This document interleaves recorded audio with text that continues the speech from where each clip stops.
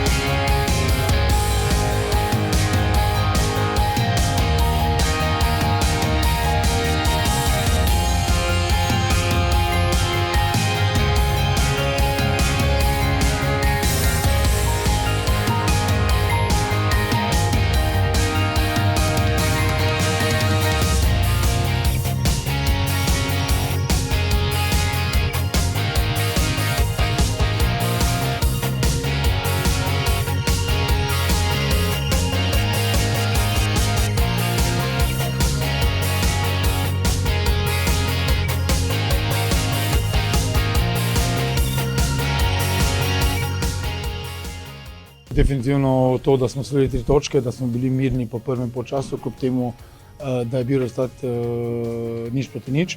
Zavedamo se, da s tekme igra 90, 95, včasih tudi 100 minut in ni bilo nobene panike, zato ker smo pričakovali takšen scenarij same tekme ali pa potek tekme. Po drugi strani je pa to potem takoj razlika, ko igraš na hitrem igrišču, ne pa na zelenici. Zelo pomembno je bilo, da po derbiju potrdimo zmago.